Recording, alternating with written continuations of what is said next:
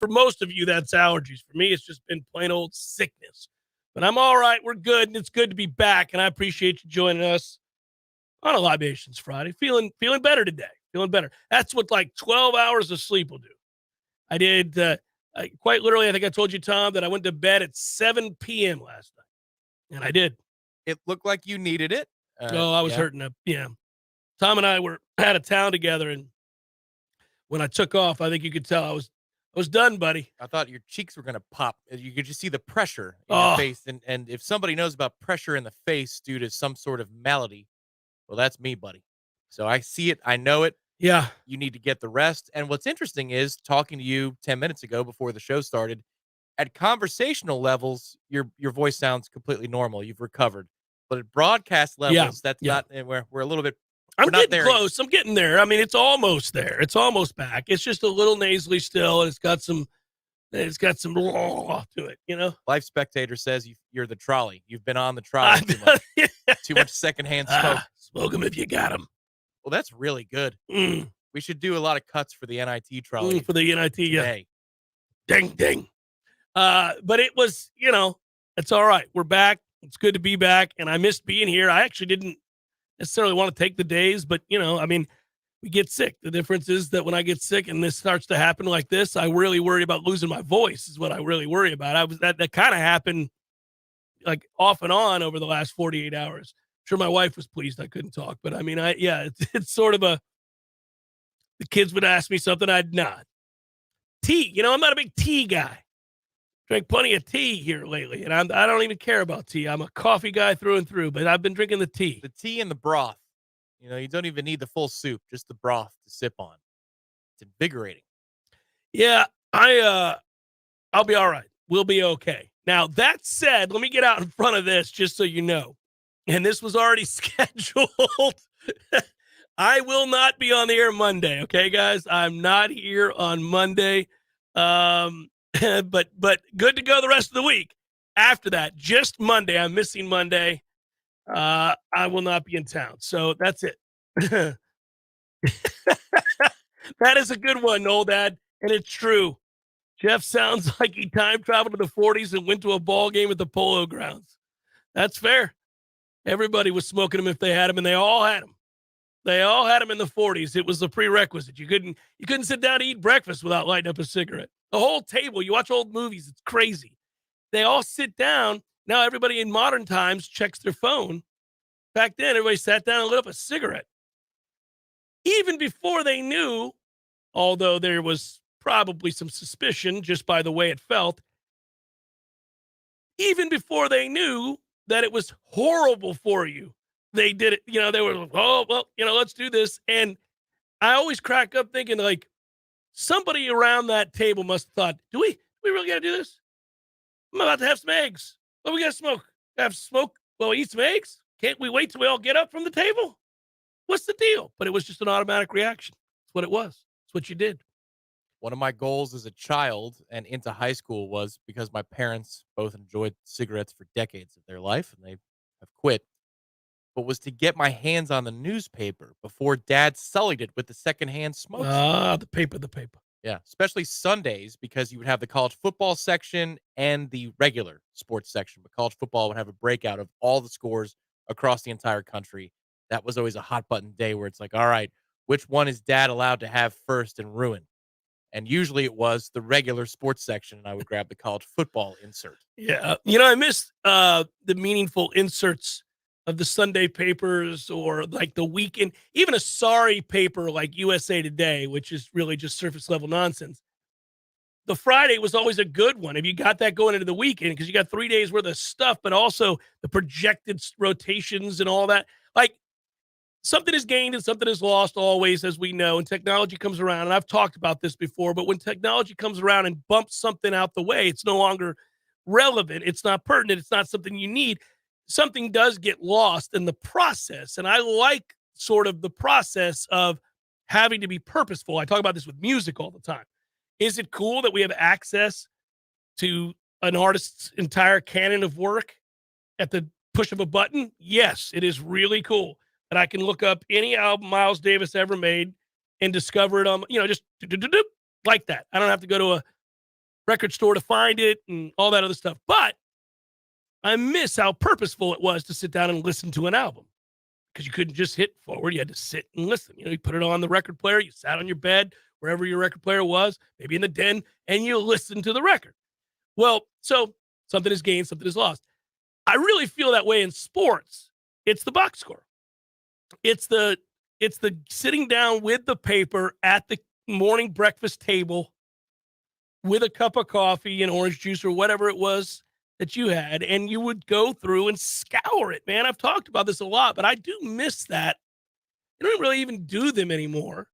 Box scores are all on the internet. I know I can still find it. If I want the information, it's not just about the information. If I want the information, I can find out who went 2 for 4 last night. I can find out who went, 5 2/3. I can see who did what. But it was the going by one. Just all right, let's see. That's the Angels and the A's. Look at that. Rod Carew with another 3 hits. That SOB. And then you'd go through and go through and go through. The thing is, there was a collective. You would gain a lot if you did that for a month.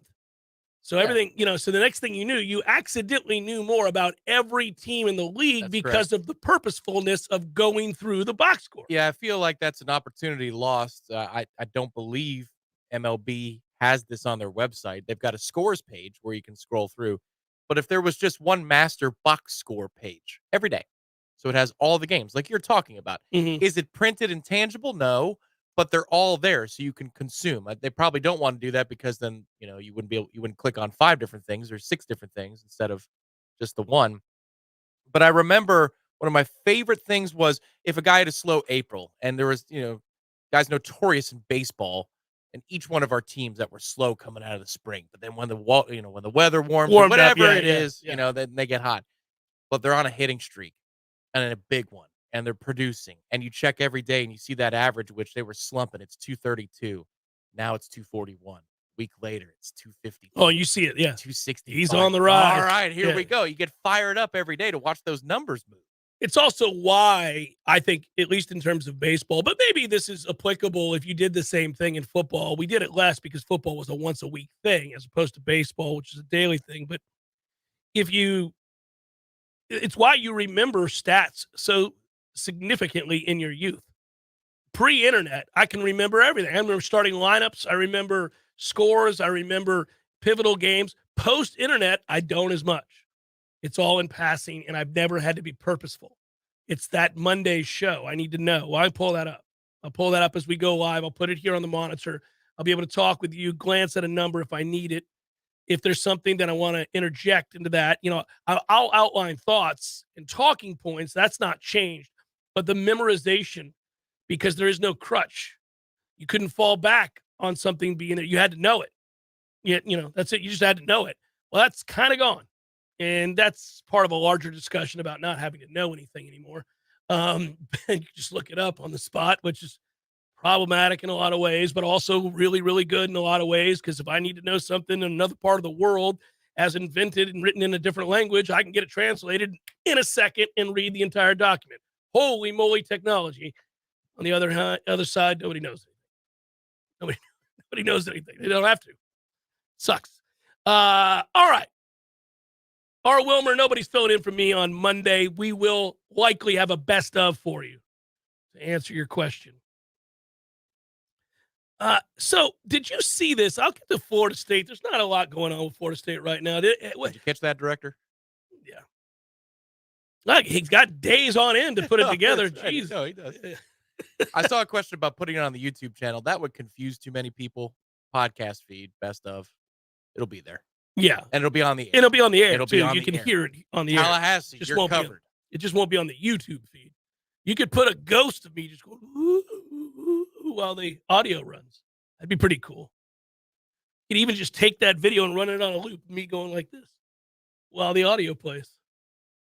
We need technology to come just a little bit farther, that holograms are purchasable over the counter, like the technology to produce those, so that we could put you physically in the studio 3-dimensionally, just like they did with Michael Jackson that one time. It freaked everybody out. Yeah, that's true. I forgot about that. We're getting to the point. Not too far off. 3D printers and such. Yeah, just do it. Yeah, you can make a weapon from a 3D printer. We're pretty close to having a permanent fill in for me that's not me, that looks exactly like me and talks exactly like me and does the mannerisms and everything else. While I was away, we lost a baseball game to Florida, didn't we? Yeah. But we won a softball game against Florida and finished the season sweep. That is correct. 8-7. That's a little too close for comfort. 7, yeah. The hell's Florida doing scoring 7 runs against us? Get the hell up out of here with that nonsense, Florida. Playing with desperation. Meanwhile, we fortify our case to have the national seed, host a couple of weekends, provided that we don't slip up in the regional like last year. All right? Yeah, that was a stunning turn of events. Let's Remember not that? do that back-to-back years. That one hurt. That one hurt. While I was away, we did post. If you go to warchant.com, you can find it. It's on the front page there. An interview that I did with Ingram Smith, CEO of Battle's End. But it was a good conversation. We haven't had a chance to react to it necessarily, but we addressed what they've learned at the Battle's End and looking at Florida State's situation. And, at this point, again, I feel very good about where Florida State's headed with this and what they're going to try to put an emphasis on in the portal. We all know that they are focused in on definitely getting the safety. Let's just put it that way. They are locked in on trying to get Jalen Key, it looks like, and that'd be a good get. It's the top safety in the top safety transfer available. And, you got a very experienced player and somebody that I think Florida State has a distinct advantage in this battle to bring in. Yeah, I think experience, just personally speaking, this is where we all get to fill out our own grocery list of things that we want. Used to be a lot longer of a grocery list because this roster needed many things. I would rather have experience over potential at this point. Yeah, because you don't have time. I think exactly. And you've got a couple of players here. Oh, Keon Coleman. Well, yes. I'm talking about visitors. Yeah, okay. The safety position that might well start anyway. You want to have more experience in case, worst case, this kid comes in and he's your first guy off the bench. Okay, great. I'd rather have that player know the position, know the stakes, understand the speed of college football. Yes, it's UAB. It's not Power 5, but still, they play good enough competition. Games. Yes, they do. Yes, they do. I'd rather have that experience than a player who is athletic as all get out, but we need to teach them the position. We've got those on campus already. We're starting to recruit at a higher level. So let's bring in somebody with experience. Hopefully they can close the deal. 2 for 2 here in terms of excitement, enthusiasm, and want for me. Key and Keon Coleman, aforementioned, impressive, would be very, very big. And I think it's necessary. We've kind of not so quietly begun to ring the alarm bell, for lack of a better term, about the need for another fully developed, very experienced, game experienced, Power 5, successful wide receiver. Because right now, you do have a guy that you love, you feel very good about. But then from there, you have a lot of hope. You have a lot of hope that steps are taken, that the gradual maturation process of which we just referred to, sometimes very rewarding to watch a kid build up and become fully realized in the offense and all those things. Other times you need a plug and play dude. You need a guy. Let's go. I want to be sure. I think Kentron Portier is going to have a very good season. I think so. It seems right. We think Winston Wright might be ready to fully give it a go come the fall and get after it. But, man, it's been a minute since he contributed in a big-time college football game. And from the time that he last did to win the first time he will for Florida State, it will have been a long time. And in between, there would have been surgeries and injuries and things that you worry about. Now, we'll see. Maybe it's all going to go well, and he'll be able to fulfill that role and be the number 2. But you bring in a Keon Coleman, who had 58 catches for 798 yards. So 800-yard receiver last year in the Big Ten, along with 7 touchdowns. That is a known commodity from a Power 5, good conference that has lit it up, and he had a sorry quarterback to deal with at Michigan State. So he had a sorry quarterback, and he produced. You bring that guy in, and all of a sudden, I think all of us are like, okay. And it also enables everybody else to kind of not have to be that thing. Like, they don't have to be the 2. They can be the 3, and you can be the 4. And you can come back down, 3 or 4. That's not asking a lot. Yeah, I agree. I think that Kentron has it, and he's got what it takes to be the 2. But I wouldn't turn this down. They could be both true. I think they'd be fine with Kentron. I think they'd be better with Keon. And Well, they'd be deeper for sure. in watching what Keon can do, just some of the clips, there's a couple of videos out there on YouTube that have minute or two of his highlights from last year. He catches through contact extremely well. This is a player who is not afraid of being physical in any facet of what it means to be a receiver. That means if there's a jam at the line of scrimmage, he doesn't mind mixing it up to free himself. If he needs to block, he can do that. I don't know that he's as good as Micah Pittman was. If you're talking about the net gain or loss, that remains to be seen. Mhm. But one thing that you can tell is he is very comfortable in tight spaces when it comes to creating room for his body and a path for his arms and his hands to go get the ball. He'll also fight through contact to make a catch. These are hallmarks of what it's going to take to beat LSU in week 1, to beat Clemson on the road in week 4. Again, if this was a player who was lauded because of his potential and he had a really good 40 time, but he wasn't refined, see a player like Deuce Spann, I don't know that I'm fired up about this. But you watch what Keon Coleman was able to do in the Big Ten from a physicality standpoint. That's what you're going to need. That's a separator. When you play these better teams and you have visions of the playoff or an ACC championship, you got to have guys that can fight through it a little bit. And this is a player who can do that. Would Well, be an absolute upgrade. yeah, he's a 4-star wide receiver at 6'4", 220 pounds. I mean, let's just say it for what it is. This is a difference maker. ESPN had us a 4-star guy. On3 has him 4-star guy. 247 had him a 4-star guy with a 90 rating. He was a 3-star guy according to Rivals. Bottom line is he produced in the Big Ten, which is a major Power 5 conference. Is 6'4", 220 pounds, with good hands. This is a no-brainer. If you can get him, get him. You're much better with him immediately. You're also huge. I mean, you become they're already going to be a problem with height and length. You got Jaheim Bell, Johnny Wilson, Keon Coleman, and Portier, let's say on the field at the same time, or even if you go double tights. I mean, God, dog, you are gigantic at that point. You look the part. You are the part Yes. of what it takes. You're constantly, you are the one in the Warchant multimedia network who will always go, because the standard at Florida State is very high. And look at the rosters between a Georgia, an Alabama, and Ohio State, and us. Yeah. And where are we? Yeah. At receiver, we would check out. We would check all those boxes, no doubt. Well, it's a question mark. I mean, when you talk about aspirations, and we've talked a lot about what is a realistic aspiration for Florida State basketball, win 10 games.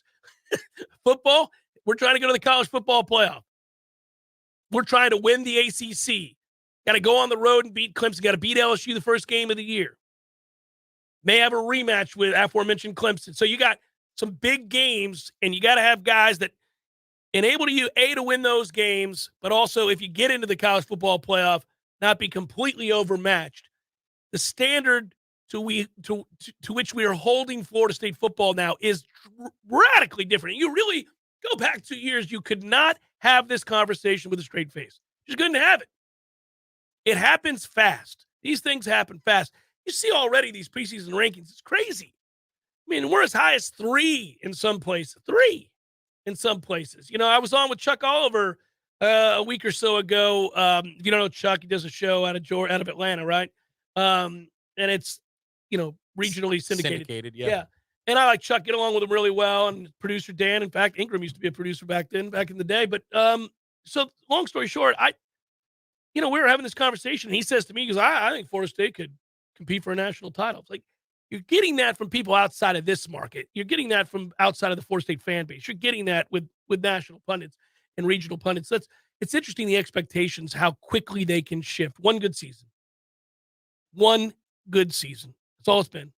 Well, and I think also the TV networks, specifically ESPN, will lean into that narrative Yeah, as they much want as it. possible Yeah, it's because good. of the LSU kickoff game. Yeah. If we started with Duquesne and then we had Boston College, followed by Duke, followed by Clemson in week 4, I don't know that we would be pushed as hard in the summer as we're about to be pushed, because they want that game to set records on a Sunday night. And that's what we do at Florida State. I'm glad the administration has been so aggressive at messaging about how many eyeballs are on sets when we play football. Oh, the nation can't wait to watch them some Florida State football. And this year they'll be watching it with the much better uniforms. Looking out there, going, man, I always liked these guys, but look, they're back to the greatness. It's a good reminder. There's a lot of news that's been flying around since the spring game, but they did do that at halftime, quote unquote, of the spring showcase. Mm-hmm. Yeah, looking forward to seeing what those uniforms look like on a Sunday night in O-Town. Man, just an infusion of awesomeness. What a story going on in Alabama where they just fired their baseball coach. Just has everything I like in a story. You know, you guys know I'm a degenerate gambler. I love to gamble. And I've long been a proponent of legalized gambling. And it's partly because I selfishly want to be able to gamble legally and not have to worry about it and all that other stuff. But secondly, it's for things like this. It's for having a regulatory body. Because what people don't realize is the more we legalize gambling, the safer it is. The safer it is. Always, you don't want things in the black market. Legalize it. We'll tell you exactly why in a moment with that Alabama story. It's incredible. Jeff Cameron Show, 93.3 Real Talk Radio, Warchant TV. Someone who thought texting was a better idea than stopping for a traffic light slams into your rear bumper. Now your back is injured and you've got to be at work and rehab all without a car. I'm Jimmy Fasig at Fasig Brooks. We hear stories like this every day. You shouldn't pay for someone else's mistake. Call us at 850-777-7777 and we'll make sure you come back stronger. Wooden Glass has been taking care of families since 1945. Experienced, reliable professionals who offer only the best, like Wooden's top-of-the-line bath enclosures. Eye-catching storefronts are a specialty at Wooden Glass, and they provide precise installation. Wooden Glass, Tallahassee's first family in glass. Online at woodenglass.com. Call 850-222-5781. There's no doubt that buying a home can feel overwhelming, especially if it's your first home. You're worried about location, school zones, square footage, inspections, insurance, loan approvals, interest rates, and of course the price. Buying a home could be the most significant investment you've ever made. But there's good news. You have our friends at Legendary Home Loans, and they're on your side and in your corner. They're going to go to bat for you. Shannon Young from Legendary Home Loans can help first-time home buyers get up to $25,000 for your down payment. For first responders, veterans, teachers, military, and healthcare workers, and that's not all, Shannon is an expert navigator of the home loan terrain, and you can trust that he's going to get you the most competitive interest rates and guide you through the process every step of the way. Plus, Shannon will also get your closing costs reduced. It's the Hometown Heroes program at Legendary Home Loans. Give them a call today, 844-FSU-LOAN. That's 844-FSU-LOAN. Or go to FSUHomeLoans.com and ask for Shannon Young. The weather is unpredictable and can cause issues around your home. Weston Trawick provides commercial, residential, and industrial electrical wiring services, yearly inspections on fire alarms, portable generator sales, and so much more. With 24/7 emergency service and repair, Weston Trawick will be your calm in the storm. Give them a call at 514-0003. Weston Trawick, professional electrical services day or night. Visit online at westontrawick.com. At Pinch a Penny Pool, Patio, and Spas, it's prime time hot tub season. And after a long, stressful day, there's nothing like soaking in a hot tub with all that steam. And it has lots of great health benefits, too. Pinch a Penny Pool, Patios, and Spas is your true hot tub headquarters. Save today on the hot tub of your dreams at prices you can afford. Come and shop our 12,000 square foot showroom and find the right model for you. With over 50 hot tubs in stock, you're sure to find the one that's just right. And for a limited time, take advantage of a free spa cover with purchase of your new hot tub. That's around a $400 value, completely free with your purchase. If you're ready to relax, we're here to show you how. Pinch a Penny Pool, Patios, and Spas. Come see us at 2473 Greer Road. Pick out your hot tub and enjoy your free cover. You'll be glad you did. We all want more energy, more strength, more results. Well, welcome to Orange Theory Fitness as you take a step towards feeling more alive today. Backed by science, Orange Theory's heart rate monitored workout is scientifically designed to keep heart rates in a target zone, spiking metabolism and increasing energy. Orange Theory Fitness is a one-of-a-kind group personal training workout resulting in more energy, visible toning, and extra calorie burn for up to 36 hours. Experience a more vibrant life today with Orange Theory Fitness. To find out more, go to orangetheoryfitness.com. Welcome back to the Jeff Cameron Show, sponsored by Legendary Home Loans, a mortgage experience designed around speed, simplicity, and customer service. Before you buy your next home, contact our friend Shannon Young with Legendary Home Loans. Visit FSUHomeLoans.com.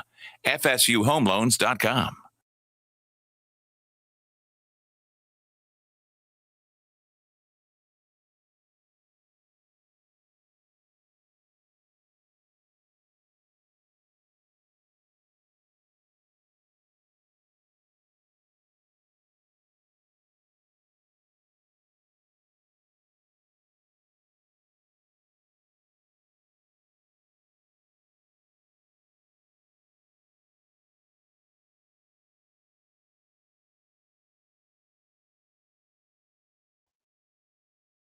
Now, I'm probably going to have to, I want to, this is one of those times where I'm utilizing the medium for a selfish reason. But Tom knows that. So I got this. I love. What do you want the people to buy for you? No, nobody has to buy me anything. Just a little advice here. Little advice. So I knew this was coming. I've had it happen off and on. I'm going to get to this Alabama story in a second. But, Tom, over the years, we've gotten to know each other very, very, very well. And, I've got a bit of a weird kind of a trick knee. And it's the same knee that I had arthroscopic surgery on at FSU, and then I had it again later on. And so, I don't know, it's a problematic knee, but it's never like reconstructive surgery or anything like that. It's just been kind of constant repair. And so I want to go back about 4 years ago, I think it was. I was up on my roof. People forever falling off the roof, and I know you can't fall off the roof. It's instant death or long-term pain. So I'm like, don't fall off the roof. I'm blowing out the gutters with the leaf blower because you got to do it. And so I got up there and I'm blowing off the gutters, and my wife is scared to death. She's like, don't get on the roof. I'm a man. I'll get on the roof. So I get on the roof and I'm up there and I'm blowing out the leaves and all that. And I'm squatting and I've got like ass to heels, right? I'm squatting way down. Now my roof is slanted like most roofs are. And so I'm leaning back into it. Can't lean forward, leaning back into my heels, blowing the leaves, blowing the leaves, blowing the leaves. Oh, we're almost done. All of a sudden, out of nowhere, right knee, loud pop, goes right. The knee just goes right. I knew you can't jump up and you can't lean forward. Luckily, slowed down enough in my head to just lean back nearly in tears and kind of take inventory of the situation that just happened. That loud popping sound and the pain that I'm currently feeling. And I leaned against my roof and I laid there and slowly straightened my leg out, tried to, and then I just smacked the side of it with the palm of my hand and it went back in. And so it hurt like hell and it's whatever, but it was back in. And I thought, well, that shouldn't happen. Knee just popped out. Probably an issue, not normal, but okay. Are we okay to get up? We were, long story short, got off the roof. I was fine. Sore as hell for about a week. Really kind of, just walked on it gingerly. Off and on in weird situations, like if I'm working out or if I'm stretching, occasionally, like it'll threaten like it wants to do it again. So you and I were playing golf, and before we go out, I'm kind of just trying to loosen up a little bit. And I bend down just to stretch out my groin, to be honest with you. You know how you sit your knees apart and you kind of just squat a little bit? Got to do it. And so I do that. Next thing I know, damn it, man, my knee did the poppy thing while we're on the range. I don't want anybody to know. So I kind of just really discreetly stand up, straighten out my knee, and slap it again. So today it hurts like hell. I'm going to be all right. But is that like, I don't need a knee replacement, we don't think, do I? You think I need a knee replacement? Oh, it's a patellar issue. It's not necessarily. Yeah. I think do I just have to wear a brace? Does anybody out there know the deal with the knee? Well, the question is it all, do you have any cartilage in there? I don't know. It kind of feels like bone on bone, so maybe not. It would be excruciating every waking moment, I think, that you move if the cartilage was all gone. If it was completely gone. I'm not a doctor, but I do know there's no such thing as the knee bone. It sounds like you got a patellar issue, so I don't know what the recourse would be, the fix would be. No, it hurts like hell. It's a problematic deal. And I'm just thinking to myself, are you kidding me, man? I don't need this. And I know there's a ton of smart people out there, either doctors and or people who've, or people who, have at least had something similar to this. It just brutal. No fluid buildup. No fluid buildup. It just feels like it's bony and kind of.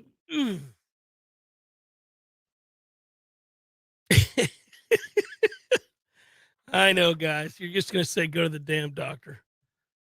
I'm gonna go to the damn doctor.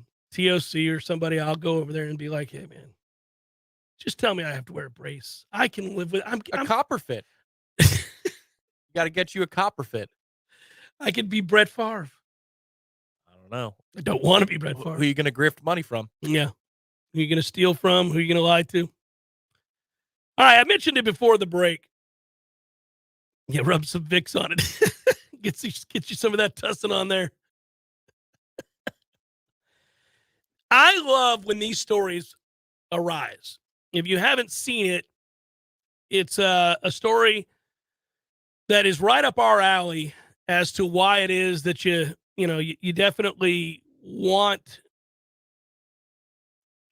if moving forward, you want gambling, if it's going to become legal in each state, and it does all the time. You're finding more and more states. Remember, there was 2, then there were 5, then there were 7, then there were 13 states. All the damn battles this state's fighting. You can't fight to get the sports gambling going? Well, they had it going for a half a second, but screwed it up. Can Disney come out with a statement saying we hate sports gambling? Because I think magically somehow the next day we'd have sports gambling. Oh, my goodness. It is very frustrating. I agree. But here's the cool thing, man. They've got a case in Alabama, as it makes my point. There was a strange bet that was made on a college baseball game between Alabama and LSU. This took place. Basically, the sports book was the Bet MGM sports book at Great American Ballpark in Cincinnati.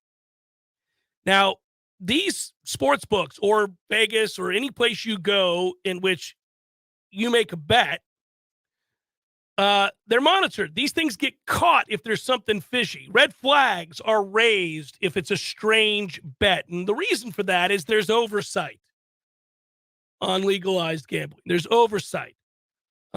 These are regulated markets. Sports wagering activity, if really way out there, is questioned by industry regulators. Okay, that's how this works. So if you go to Vegas, for example, there's a risk management team. I mean, they don't just, there's this misnomer that you can walk in and place $1 million bet on anything you want. Well, there are limits, first of all, on a lot of these things. They won't take a bet of a certain size. Secondly, if you try and you're Joe Blow off the streets and you walk in with a bag of money and you're trying to bet $100,000 on a random Tuesday college baseball game, they're going to go, oh, really? Boy, just got a feeling, do you? On a college baseball game? First, they'll tell you we're not taking a $100,000 bet. That's well beyond the limit for a college baseball game. Just for the record, so people know, because a lot of people that aren't into gambling wouldn't know this, and even people who are into gambling might not know this. College baseball is not really bet on. People do not, like, if you're just looking at other sports that are gambled on in all the markets where it's legal, or just Las Vegas, MGM, wherever you look, right? People aren't betting college baseball. And for good reason. You talk about volatility. College baseball is a mess. If you watch college baseball, it's hard to bet Major League Baseball if you're not betting first 5 with starting pitchers. Bullpens are all over the map and all that, but college baseball, you got to factor in their kids, and also they don't pick up the baseball. Even the good teams don't really pick up the baseball. So it's hard. You get all this. Umpiring's terrible in college baseball. Most shrewd bettors are like, yeah, I'm not going to, make my chunk of change in college baseball. I'm going to go play Keno instead. I've got better odds. Yeah.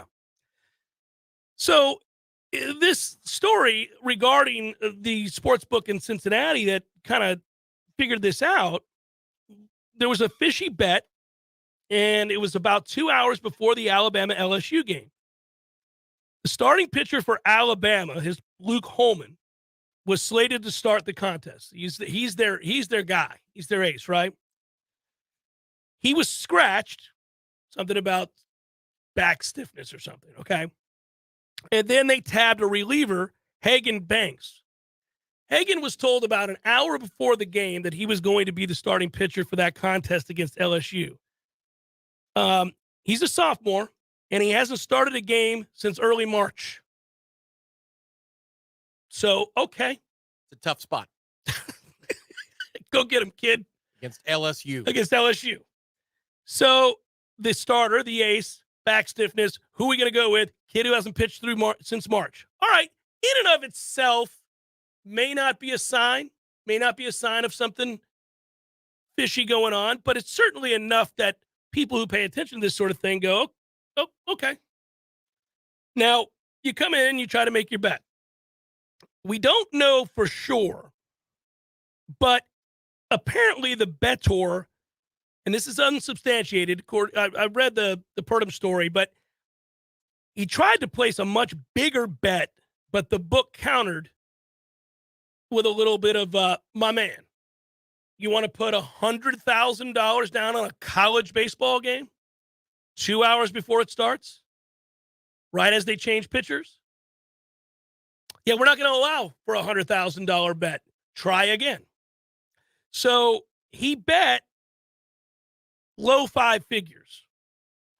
If you're wondering what that is, low five figures is $10,000 to $25,000 in betting parlance. That's what that is. So anywhere from $10,000 to $25,000 is low five figures. That they let him place that bet, and then he doubled down. They changed the odds because that bet changed the line, and then he doubled down, and he did it again. When he did it again, those that are regulating and looking for fishy activity went, okay, shut it down. No more bets on this game. Let's take a look at this. We got to look into this. That's exactly the way it's designed, Tom. This is so perfect. This is why they don't want this to be the Wild Wild West. They need it to be on the up and up.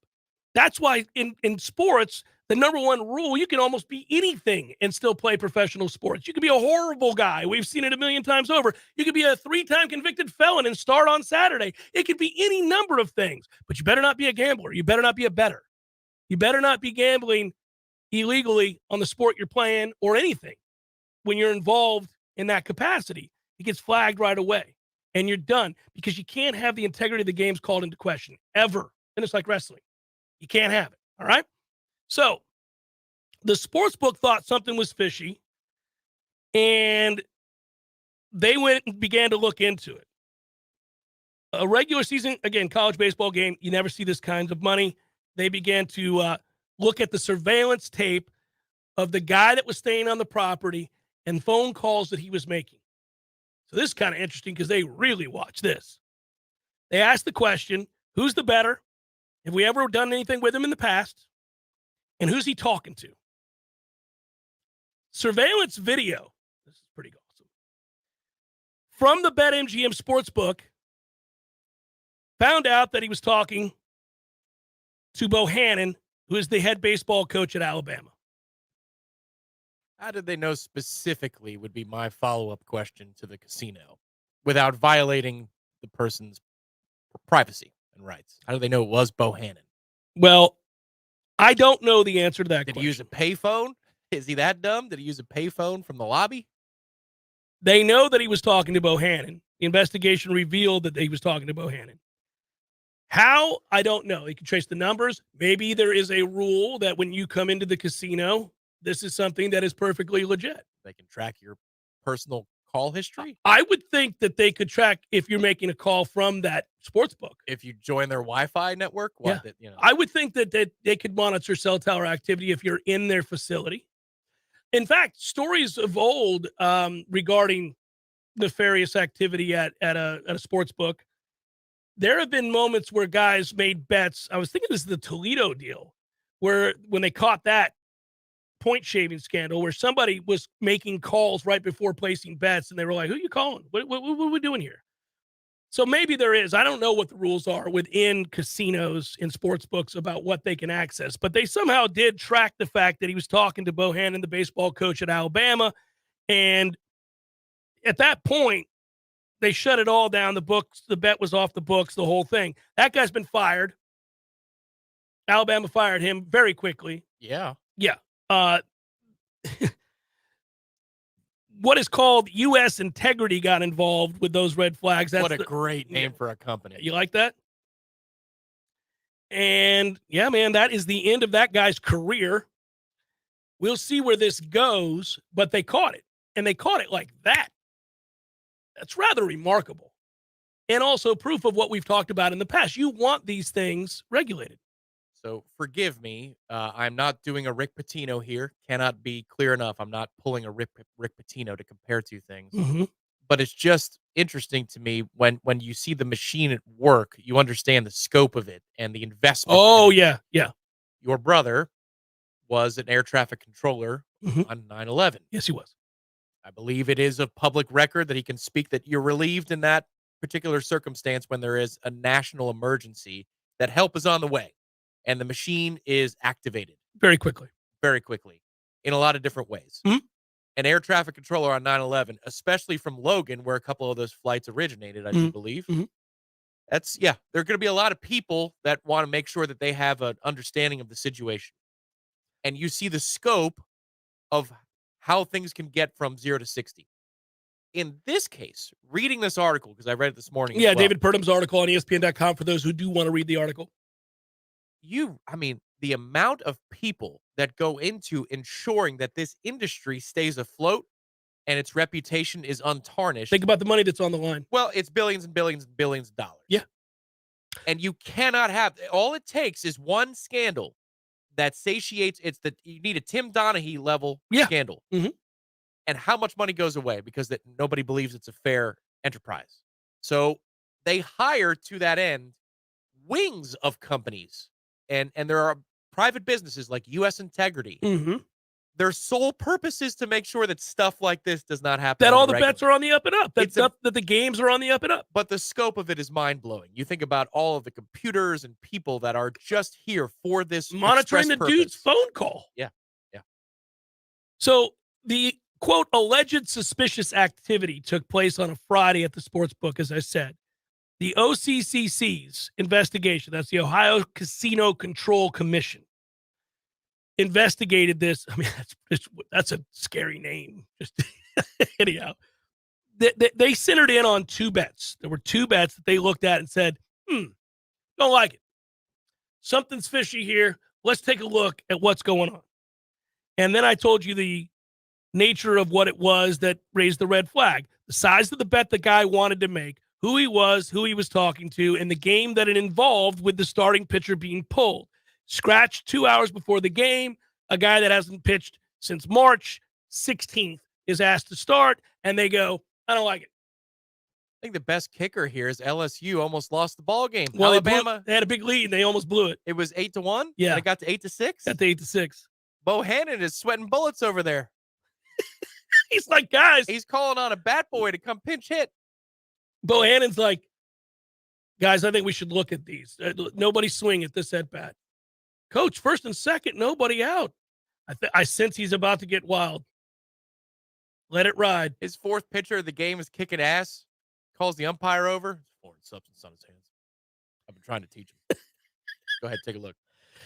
Well, 4 different books ended up shutting down, by the way. Ohio, Indiana, New Jersey, and Pennsylvania. We're all like, okay. Walking away from here. It's a crazy story, and that guy's done. I mean, he's been the Crimson Tide coach since 2017, had 166 wins, 124 losses.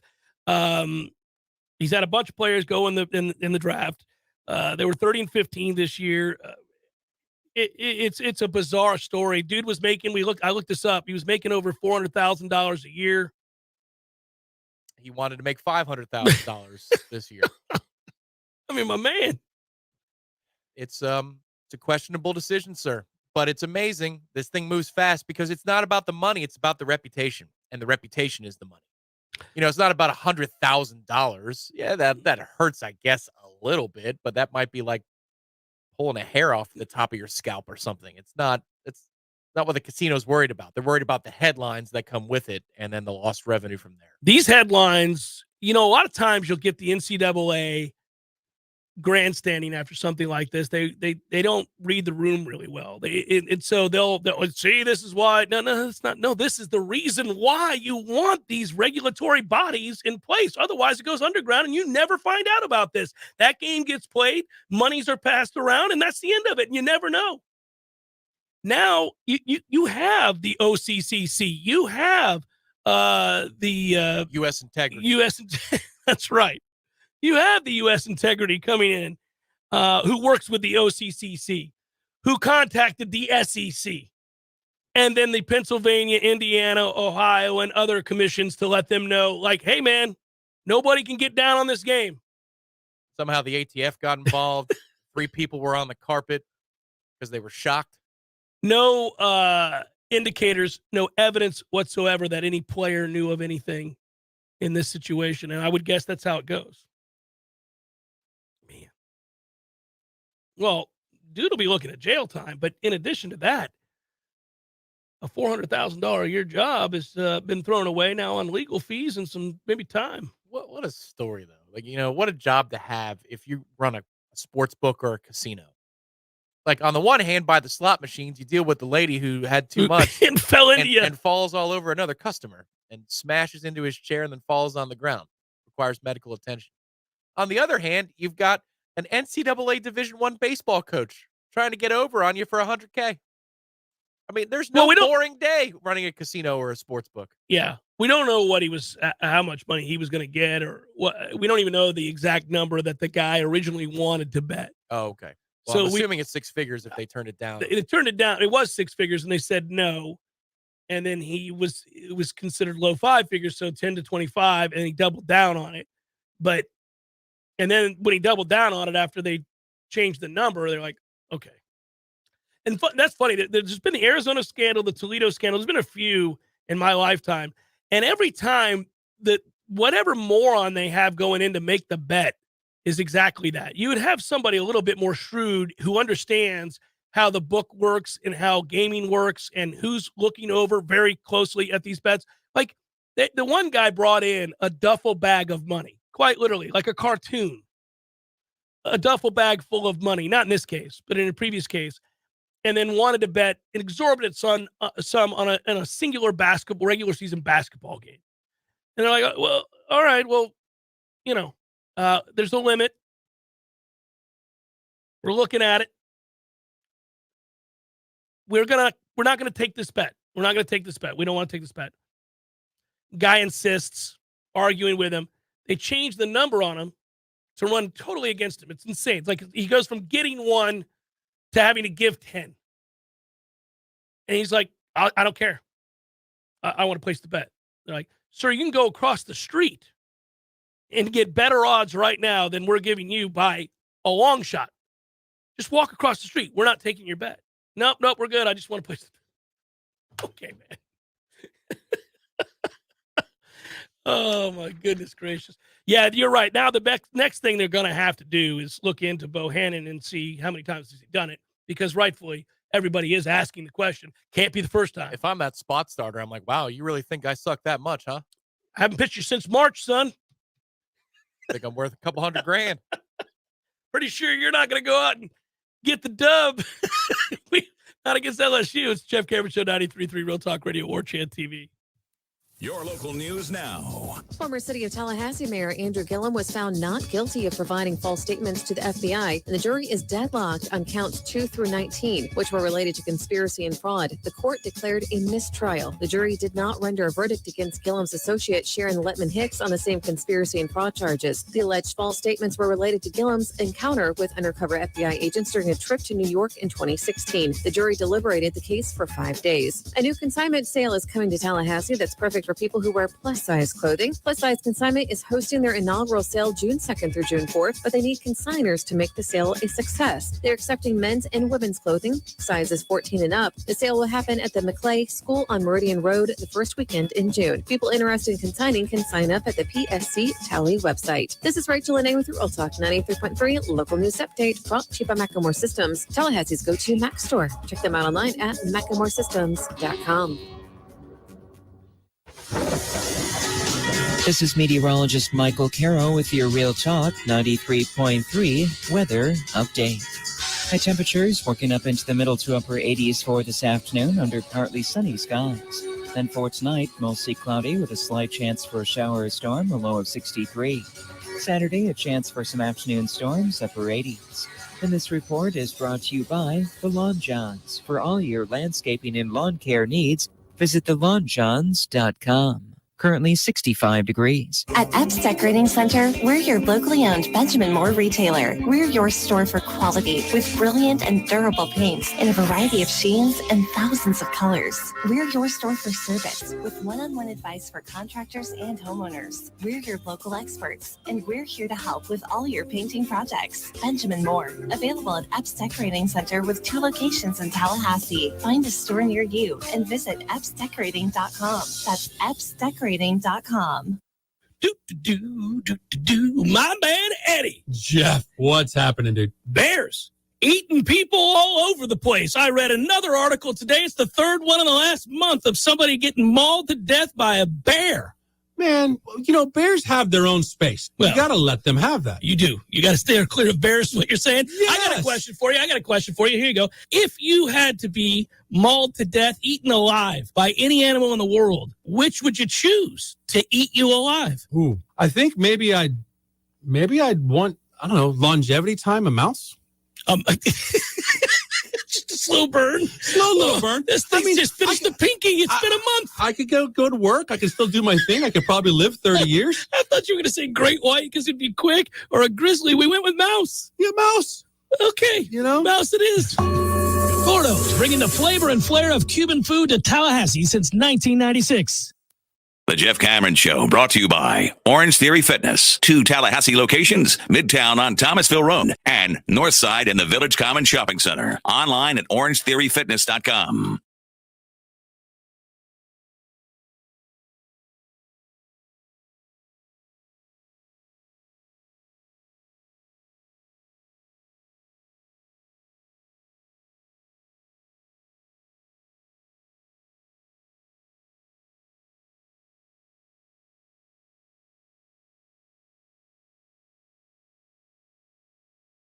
Which is a good thing. And I'm telling you this right now, I'm going to use this little short segment to celebrate something. I'm going to celebrate the fact that here we sit on Cinco de Mayo. All right. Used to really love Cinco de Mayo in terms of going out with friends back in college and all the good times. But this Cinco de Mayo, can't we all just celebrate together the fact that the New York Yankees and the St. Louis Cardinals are in dead ass last? What a great day in baseball. Happy Cinco de Mayo to all of you. Let's celebrate. Let's celebrate together out on the deck. Isn't last place Cinco? Well done. Cinco de standings. Cinco de sucking. The New York Yankees and the St. Louis Cardinals. Dead ass last. It's glorious. And it doesn't look good for the Yanks in general. Aaron Judge is hurt. Stanton's always hurt. But Judge being out, that's just a sorry lineup. Hour number 2, forthcoming. Stay with.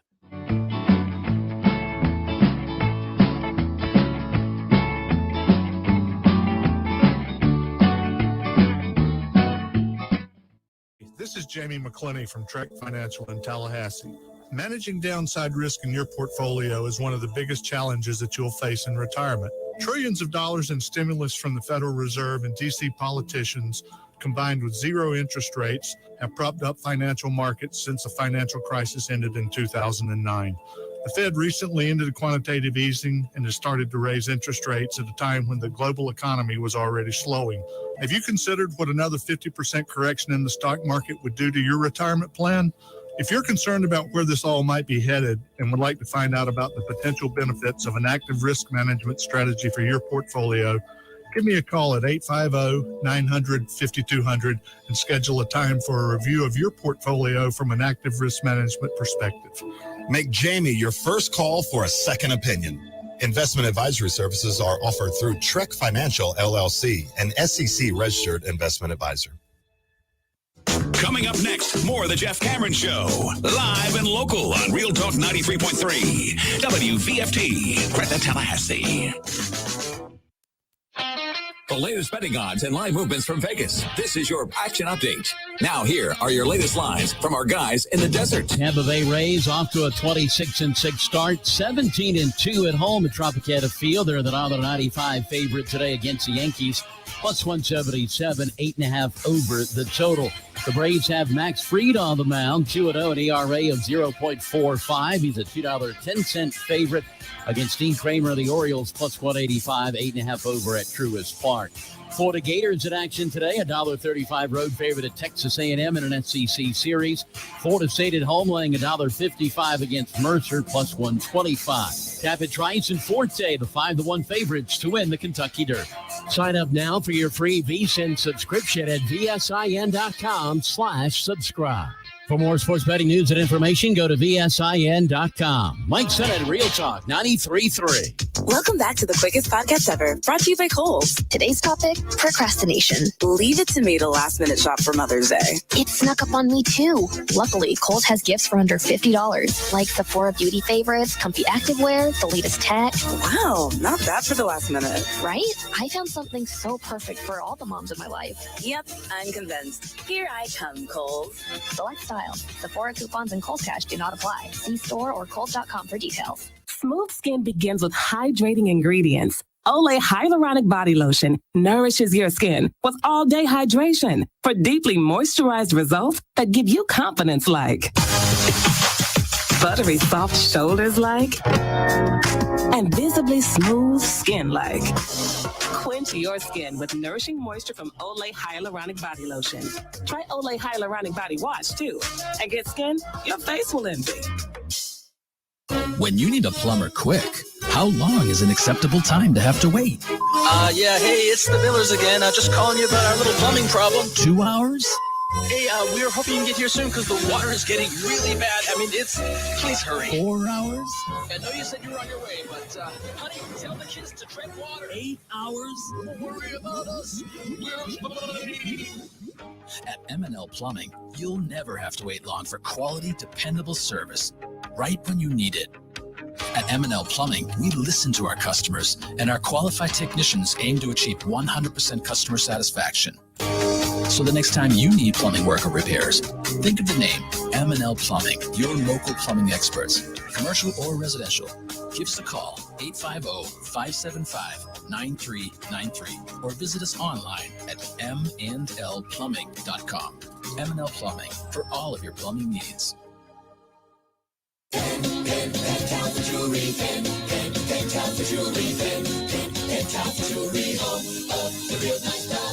Hey man, have you heard the sound? Pentalpha Jewelry's the best in town. Rings, diamonds, earrings, bracelets, and more. Pentalpha Jewelry Store. When was the last time you randomly did something nice for someone that means a lot to you? Now, I say this every day at the end of my show for everybody to be a better person today than you were yesterday. Well, one way to do that is to drop into Pentalpha and get a gift for someone who deserves it. It'll brighten their day, their week, maybe even their year. You don't have to wait for a holiday or special occasion, so don't wait to go check out a true local gem serving Tallahassee since 1988. Now, sing along with me, and I'll see you at Pentalpha.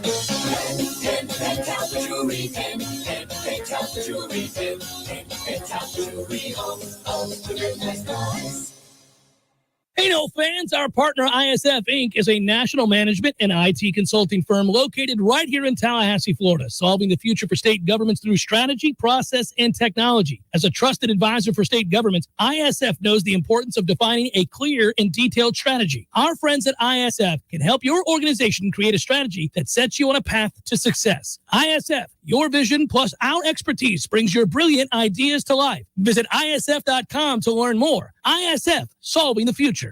We all want more energy, more strength, more results. Well, welcome to Orange Theory Fitness as you take a step towards feeling more alive today. Backed by science, Orange Theory's heart rate monitored workout is scientifically designed to keep heart rates in a target zone, spiking metabolism and increasing energy. Orange Theory Fitness is a one-of-a-kind group personal training workout resulting in more energy, visible toning, and extra calorie burn for up to 36 hours. Experience a more vibrant life today with Orange Theory Fitness. To find out more, go to orangetheoryfitness.com.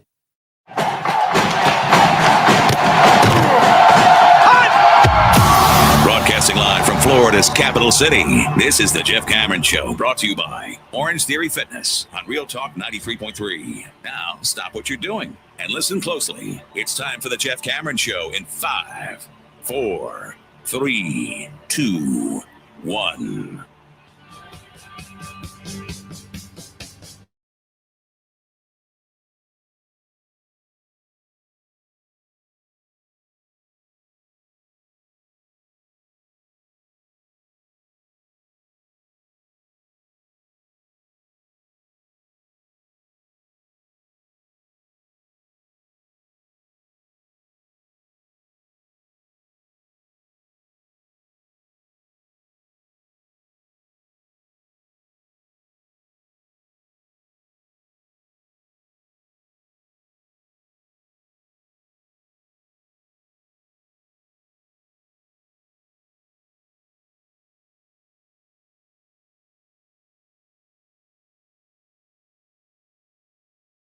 Always feel that he's there. He's around. He can fall back into the trusting arms of Director Matthew. He's got us covered. On Twitter, it's at J Cameron Show. You know, the more I think about this Keon Coleman thing, the more excited I get. I really wanted an established badass to be available in the portal because I knew anybody short of an established, very productive plus player that was in the portal, anybody short of that, we wouldn't bring in. And I understand why. If you're going to potentially upset the apple cart at all, it's got to be for a plug and play guy. It's got to be for a guy that makes you better today. Right now, guaranteed. And I think if you get 6'4", that can run, that posts 800 yards in that conference with that quarterback, yeah, man, that's a guy.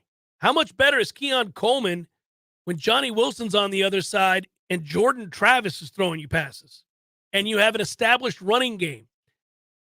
Man, that's a guy that's going to get some one-on-ones is what I'm saying. And an element that we haven't talked about very much, at least to this point, is that Jordan Travis, it would seem, has been trying to cultivate this relationship, trying to make this thing work. So when your Heisman candidate, at least in the preseason odds, he's a top 3 player in the futures for the Heisman. So when you have this high profile of a quarterback pushing for this relationship to succeed and to happen and to form, and for Keon Coleman to be a Seminole, that's a big deal. Because not only is it the cloud of Jordan Travis, but it's also the leader of the football team saying, we need this. We need this guy. And that's important because he was the one, Jordan Travis was. He went on with E.J. Manuel on SiriusXM. Yep. This is before we knew Jaheim Bell was even going to be in the portal, I think, or maybe he was in the portal, but he wasn't tied to Florida State quite yet. But he said, oh, yeah, we've got some people that we're going to bring down here. Jordan has already done this before successfully and brought in a player that helped take this offense from one place to a more versatile, more dangerous place.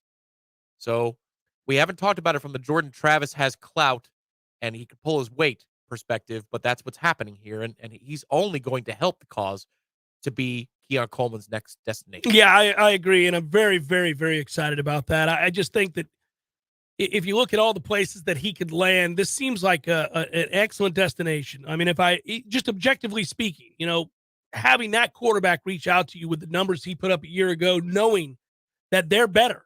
That offense is better now than it was a year ago, and it was already very, very good. I mean, you're a receiver. You want one-on-one opportunities. You want opportunities to really shine in a uber productive offense. Well, Florida State's going to have a top 10 offense this year. And just start there. They're going, and now add him, and you might really feel confident it's a top 5 offense. You might feel confident it's a top 5 offense before you add him. But you add him, and you don't have to, I don't know the young man's mental makeup. I don't know what kind of a personality he is.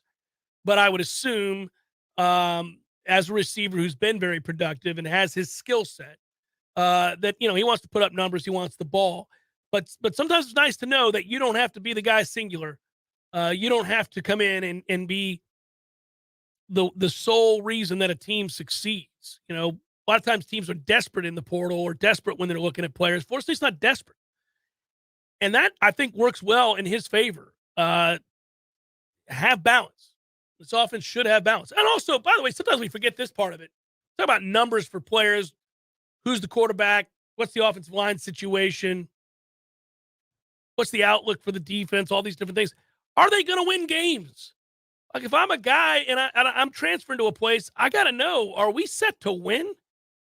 I mean, I want to win. I've been at Michigan State. We didn't do a lot of winning last year. I want to win football games. Yeah, I want my numbers. I want to do well. I'm trying to go to the next level, all of those things. But eyes on sets. Mm-hmm. But can I win games? Are we going to have fun this year? Is it going to be – because football's hard. So made a lot easier and a lot more fun to practice when you're winning games. And the answer is a resounding yes. I mean, they're going to win. It's a question of now, how much do they win? That's all we ever ask anymore. How much do they win? They win 11 games? Win 12 games? When we say 10, we sound disappointed.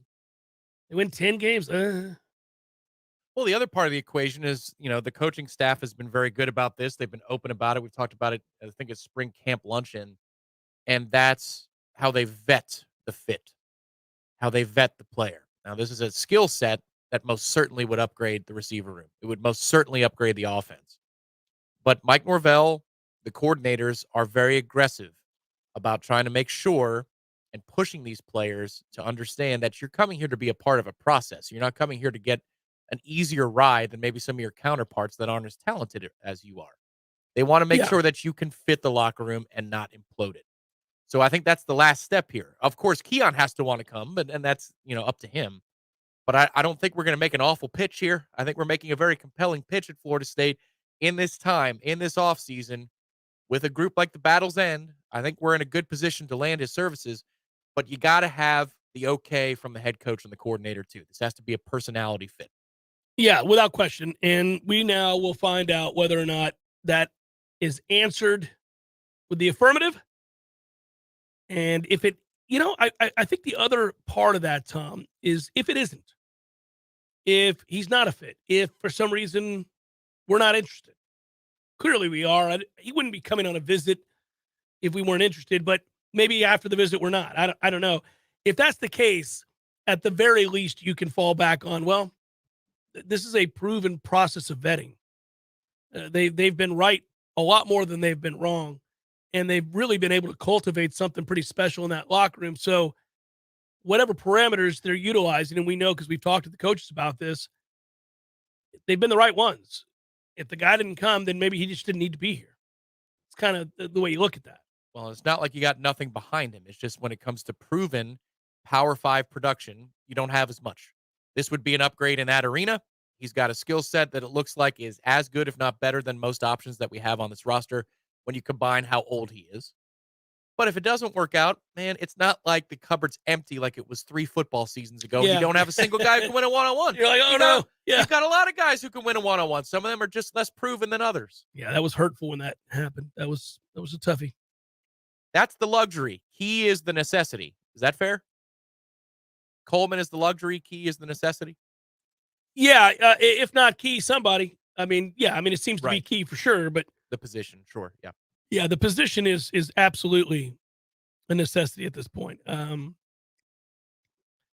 I actually think Shaheem's going to have a big season, but he's got to prove it, and it is a little uncertain, and you don't have much behind it. You got 2 starters that you feel good about, and that's it. That's all. And Akeem can be up and down, as his career suggested. So that's something that you've seen over the course of his career. Yeah, without question. He has. And he frustrates me. I think at this point with Akeem, you could just say the overused, it is what it is. But in this case, I think that's true. It just is what it is. He's a guy that is a pretty good player, not a great player, has his moments, has never been great. Maybe he proves me wrong. Maybe he comes out and realizes it's now or never. Maybe the light bulb goes off and he finds consistency. That's the biggest problem with Akeem. He has a good game, bad game, good game, bad game. Sometimes you play a game, you don't even know he's out there. I thought he was great in the Miami game 2 years ago. But that's where my mind goes when you say he's never been great. I pull an example immediately. I'm like, I got an example. So you're like, one time. But that was 14 games ago, 15 games ago. Yeah. He's been good in others, but I thought that day he rose to the level of what is necessary to play that football game against that opponent. He was ready for it. Yeah, you got a player who's that experienced and I think, athletically speaking, talented, ought to have a bigger impact to the point where you can't name the singular time he was very good. You know, you ought not to be able to do that. You ought to say, well, remember that stretch of 4 games when he really, maybe his health was in perfect, it shouldn't be a situation where you're kind of like, when was the last time he was really good? Like the Omarion example is to what you're saying. There's a 4-game stretch where you say, yeah, that November, his first year, pretty good football player, very good football player. What gives? And now he's not our problem anymore, and he's not a solution anymore. Yeah, and it's a shame because we didn't think that was going to happen, but it did happen. Still, if at the end of all of this, when we vet it and we say these 7 guys left, this is what their roles were going to be or not be based on some of the players, and here's what we did to replace those that would have been part of a rotation and matter. If it's Keon Coleman and it's Key just out the gates, and you add one more player, let's say, a defensive end, a linebacker, God forbid, 2 players, a defensive end and a linebacker. Buddy, this will be a raging success through the transfer portal and the NIL going into August, going into the fall camp, which, that's going to be we talked about how much fun spring was for the first time in a long time. Spring was really fun because of the competition and the depth and all the things that we were looking for. Fall's going to be fantastic, man. Watching them start to implement this offense with the weapons that they have, and let's say Keon Coleman's part of that, and then getting to see the additions that weren't early enrollees that didn't get here in the spring. I mean, you're going to be excited. We're all going to be really excited about what this is in the build-up to one of the biggest games Florida State's played in eons. I mean, you got to go back a ways. I guess you'd go back to the Alabama game when we went up to Atlanta. That was a huge game. Didn't turn out all right because the quarterback got hurt and we lost that game, and it ended up kind of being the indicator that we were about to be on a serious decline, but we didn't know it at the time. No, we still had some good football players on that team. We had good football players on that roster. What I'm excited to see in fall camp is the urgency factor. And I'm not talking about the coaching staff sounding, more serious and when they're barking orders. I'm just saying, who doesn't want to play against LSU on a Sunday night on that roster? They all do. They're all desperate to play in a game like that. If Keon Coleman comes to Florida State, it's because of that game and games like it. The high-profile nature of being able to shine with everybody else tuned in. There's no other game running concurrently to that Sunday night against LSU. The urgency from everyone in every one of those position groups to fight for snaps and fight for reps, that is going to be so prevalent throughout fall camp. You think about the receiver room. Let's say that Keon Coleman's part of the roster. Okay, well, now you have Johnny and Keon. They like to rotate receivers, but those are going to be your 2 anchors. The fight for the next reps to be the 3rd guy on the field, to be the 4th player on the field, to be the first off the bench, to rotate and play outside, that is going to be vicious. Portier would argue with you. He's going to tell you, I don't care if you're bringing in Keon. I'm going to win that job. Good. I want that. I want that argument. I want that fight. I want all of it. I want guys to not take transfer portal players, grad transfers, whatever it might be. I don't want them to take for granted that that's just a foregone conclusion. Doesn't have to be. We're good enough now. There are established enough players to say no and fight it out. Don't run from it. Don't get all pissed off, get your feelings hurt. Win it. Own it, dominate, let that guy fight like hell for his time. It doesn't matter. You're making each other better. Somebody will win it. Somebody will lose it. There'll be an initial sting for the loser. But you can play a lot of football. If you're either one of those 2 guys, you're going to play a ton of football. I'm talking as if we're assuming we're going to get this player. I'm not assuming that, but I like our chances, and I'm very excited about the possibility. Yeah, and I think, again, whether he's a part of the roster or not, it's just that's one position group. You think about the running back room and the battle for the reps in that room. And even a tight end to a degree. They've got 3 different types of players, so they're all going to see the field because of the different formations that we want to roll out. But that's a crazy battle. Offensive line, that's not a settled matter coming out of camp. Robert Scott's going to be back in the rotation. He's got to earn that right. I think he will. Yeah, he's going to fight.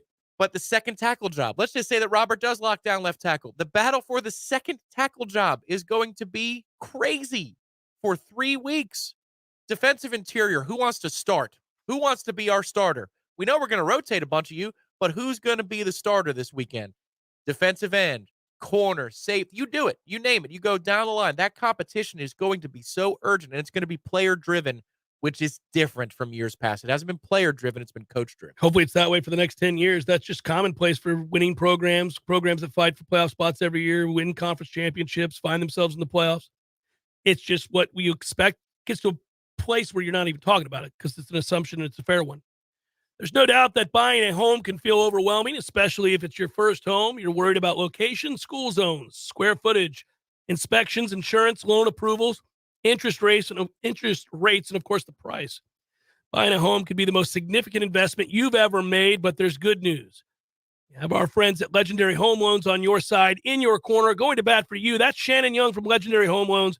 He can help first-time home buyers get up to $25,000 for your down payment for first responders, veterans, teachers, military, and healthcare workers. That's not all. Shannon is an expert in the home loan terrain. You can trust that he's going to get the most competitive interest rates for you and guide you through the process every step of the way. Shannon will also get your closing costs reduced. It's the Hometown Heroes program at Legendary Home Loans. Give them a call today, 844-FSU-LOAN. That's 844-FSU-LOAN. Go to FSUHomeLoans.com and ask for Shannon Young. Honey, I just got a text from Dave. He wants us to come over for a barbecue. What's our excuse for not going? Oh, no need for an excuse anymore because Dave got a new girl from Hearth and Patio. Oh, thank goodness. Dave, we will be happy to join y'all this weekend, and congrats on the new grill from Hearth and Patio. My wife said she would bring potato salad. Hearth and Patio invites you to elevate your grilling game this year with one of their amazing grills from Fire Magic, Royal Master, or Blaze Grills. Call them today, 850-727-4282. That's 850-727-4282, or visit them online at hearthpatiotallahassee.com. Hearth and Patio, making barbecues great in the Sunshine State. Honey, Dave said no raisins in the potato salad this time. Call them today, 850-727-4282. That's 850-727-4282, or visit them online at hearthpatiotallahassee.com. Hey, this is your stomach speaking. It's time to eat again. We met deadlines and closed out the workday like a boss. The last thing you want to do is cook dinner. Even worse, pick up any fast food garbage. We need something good, something local. We need foodiestakeout.com. An all-star lineup of local spots like Smitty's Tap House, El Jalisco, Terry's Cafe, Hangar 38, Metro Deli, and more. It's so easy. Just choose pickup or delivery, and let's eat the good stuff. I'm growling already.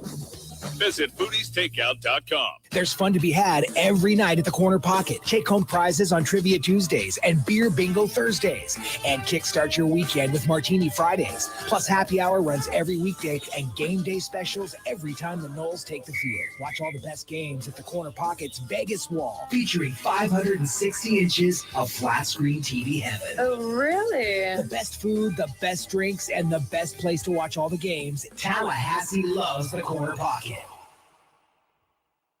Barry knows cool. He's keeping you comfortable. Barry knows cool. You can put him to the test. This is Tyler from Bear No Heating and Air. Now you can schedule an appointment or pay your bill from your mobile device. Any day, anytime, anywhere. Save big time in the new year and get $1,200 off select new units. Online at BearNoAC.com. Keeping you comfortable is what Barry does. Florida license CAC 1816-186. Someone who thought texting was a better idea than stopping for a traffic light slams into your rear bumper. Now your back is injured and you've got to be at work and rehab, all without a car. I'm Dana Brooks of Basic Brooks Law Offices, and we hear stories like this every day. You shouldn't pay for someone else's mistake. Call us at 850-777-7777, and we'll make sure you come back stronger.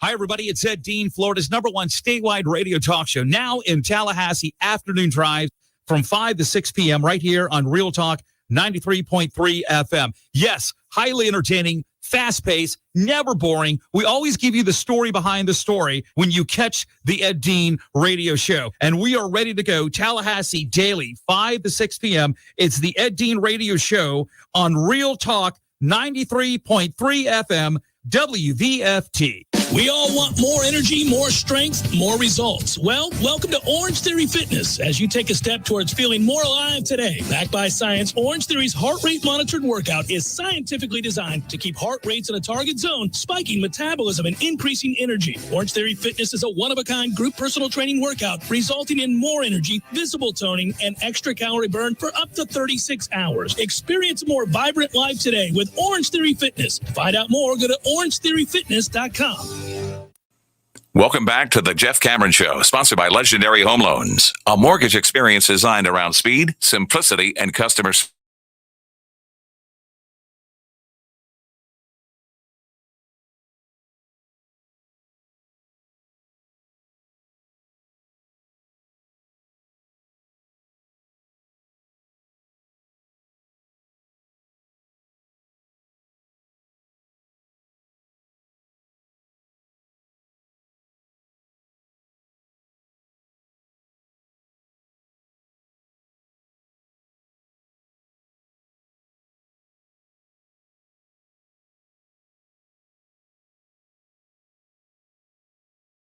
Part of the whole race is just that.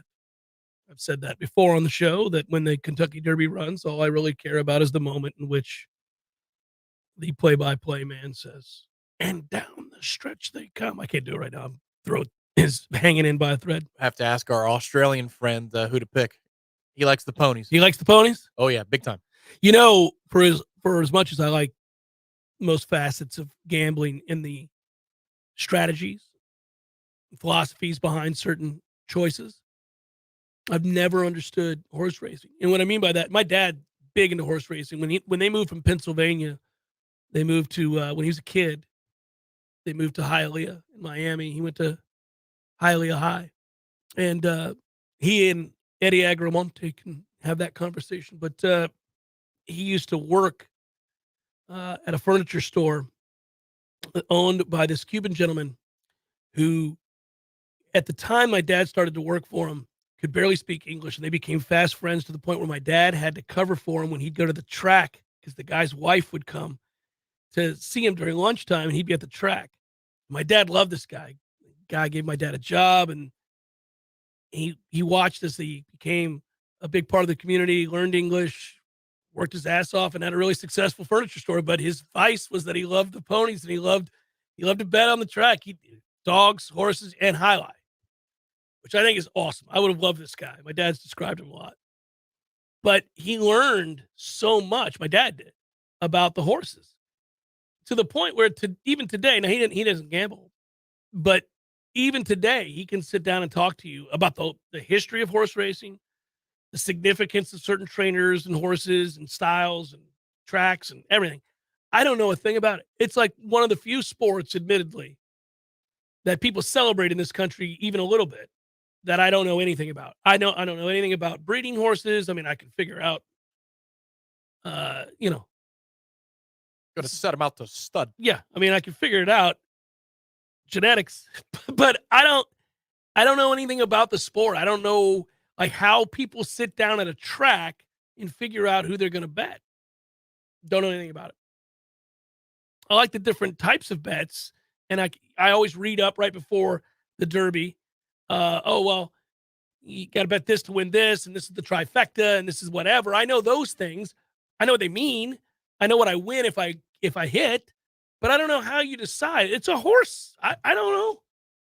I mean, you have to have somebody on the inside telling you this is a really fast horse. Okay, so the fast one. I'm going to bet on the fast one. Yeah, he's been the fastest so far. All right, I bet on him. He seems to be really fast. Like, it wouldn't take much in their heyday to be like, I think I'm going to bet on Ben Johnson. Seems pretty fast. Seems like I'm going to bet him. He's got a lot of speed. I'm going to go with Carl Lewis. A little Carl Lewis here. He seems pretty fast. Go with him. Like, is it the same thing? Is there just a horse that is faster than everybody else and routinely shows it all throughout these insignificant races that nobody pays attention to, that aren't named the Kentucky Derby? But then he's also got Giuseppe Francesco. He's the jockey. See? So these horses, it's 50-50, but old Giuseppe, if you're going to pick one, Giuseppe knows how to win at Churchill Downs. I don't know, man. It's like, I've just never I've never figured it out. It seems to me that would be an easy. I mean, you don't get good odds on the favorite. What them horses doing segment on the JCS? Enough of that jibber jabber, Jeff. What them horses doing? I'd like to know. I mean, generally speaking, obviously there are favorites. We see the odds. We know, well, obviously this guy's favored to win. But then there are, well, if you look here, they're shorting this. Here's why. Why? He's never won a race where the temperature was above 78 degrees, and tomorrow it's going to be 88. Oh, well. Thought he was fast. Doesn't like the heat. I don't get it. That's why the number dipped from 8-1 to 12-1. The forecast inside the 24-hour window. I spend the entire time watching the Kentucky Derby, hoping that one of the horses doesn't break their leg. That is my entirety of watching the Kentucky Derby. I'm like, hope nobody breaks their leg. Sometimes I hope that some of the over-the-top, pompous, pretentious, worst people in the world that you see in the stands. The entirety of the grandstand. Right. That a horse would jump in there and kill somebody. So, like, I root for that. Like, go careening off the course the way a tire does a race car occasionally. Just goes flying into the stands. I'm like, all right, there you go. But that never really happens. What's 1% of dead? I am curious. What horse would the Alabama baseball coach bet on? I don't think he's got that kind of insight. Can't sit a jockey the last second and throw a guy out there that hasn't raced in 2 years. Well, he may be doubling down this weekend, though. You never know. I haven't paid, and just like last year, I haven't paid attention to any races or horses or jockeys since last year's Kentucky Derby. But for the longest time, until we had a Triple Crown winner in my lifetime, all I did was root for somebody to win the Triple Crown because I wanted to be alive when somebody won the Triple Crown. Then somebody won the Triple Crown. I'm like, all right, it's happened. Remember when Smarty Jones wasn't able to do it because of Birdstone? See, there you go. That's real knowledge. Well, that was they filed a complaint, right? Oh, did they? What was the one that filed the complaint? There was one where somebody bumped somebody. They said, you bumped him. Can't count it. You lose. And then it was upheld. Like the bumping happened and they didn't get credit. They got screwed. Remember that was 04 because there was some play on words because Smarty Jones was from Philadelphia and the Lightning were playing Philly in the series. And so they showed those videos as kind of a screw you to Philadelphia. I don't know. I don't know anything about the sport. I don't. I'll have to call my dad and say, who you got? Who you like? Is that North Dakota or South Dakota? Oh, South Dakota was his brother. Is that slime ball Bob Baffert out of the sport? I'm sure he's back. The Ric Flair. I get so tired of seeing Bob Baffert's white hair and sunglasses, knowing that he's just filling them full of steroids, cheating his ass off, and finally got caught and kicked out. But then again, I thought to myself that, well, I'm sure he's just the best of the cheating bastards that are involved in horse racing. Like, I can't imagine anybody's on the up and up. Like the Fraunhofer is of horse racing. I don't understand. Why are they so fast? He's the fastest horse naturally grown and cultivated. I don't know how he turned into Mustafa from Austin Powers there. My favorite part of the Kentucky Derby, besides and down the stretch they come. I'm about to cough. Sorry, butchered that because I can't speak. Sound like an old morning show we used to have on the ESPN station. My favorite part of the race is watching Clark, my youngest son, who I'm going to have to monitor for the rest of my life. He has got the gambling bug. He's a player. He loves it. On Grand Theft Auto, oh no, he goes into any of the gambling establishments and sits for hours and bets on poker and blackjack. And he's gotten good. He'll take 50 grand in there and walk out with 30 million. And I'm like, what are you doing? It's like, oh, these guys, they don't know what they're doing, Dad. So you can play poker against people in the Grand Theft Auto world? Blackjack mainly. I've only, Jeez. yeah. Oh, blackjack. Okay. He goes online. So it's not against other humans. You're It's it's AI. You're up against, and he's learning the percentages. He's learned the game just doing that on Grand Theft Auto. And he wears a suit. He's like decked out. He walks in there and sits down, engages with all of them, gambles for hours. I'll walk in there. He's still gambling. What are you gambling for? I want to buy a new car. I'm up $300,000, and there's a sweet ride I'm going to buy when I get to 500. He's like in You're it. right. This is not, you're going to have to monitor him through college. You're going to have to monitor him for the rest of your life. That's what I said. That is true. I didn't believe that. I thought that was overstating until you described that he goes into the Grand Theft Auto world and plays virtual blackjack. What in the world, sir? Gets after it. And then when I gamble, he wants to know what my bets are. And I learned long ago not to hide these things, to make sure that I get it out there in the open so that he understands there's risk and that, there are ways to do this and not do this and all that good stuff. But I used to, there was a site that I played blackjack on and gambled online. And I'll never forget, Clark would sit down and watch me. He was young at this age. And I was telling him, well, look, son, this is why we're not going to hit here. And I was explaining the odds. And we're playing, and Christy overheard it. She said, what are you doing in there? What are you doing? Because I was on my laptop. Like, nothing. And then Clark, because he was too little to be discreet, you should hit there. Son, shh. Christy comes in the other room. Hit what? Nothing. Should hit there. Then he'd get mad. He'd be like, they're screwing you, Dad. Get off the game. That's nonsense. Every time you get to 20, somehow the dealer hits 21 on the nose. 13, find a way. Yeah. 5 and a 3. You're like, really? Oh, amazing. You got exactly what you needed there, did you? But I told him, that's the way it works sometimes. In real life too, son, when you're at the table, get on these runs. It hurts your feelings. Or it's exhilarating. It's awesome. We fist bump and I close the computer.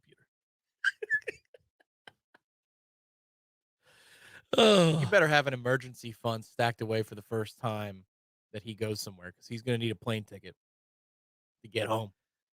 It's kind of the one thing that, like everything, when kids are learning something, it's new all the time. So mainly in my house, if it's, it's whether it's movies or music or sport or whatever it is, you're explaining these things and talking about genres and all this other stuff. That's the one thing, the gambling thing, where he has stayed really consistent, where he'll walk in the room and the first question he has isn't who's playing. Do you have anything on this game?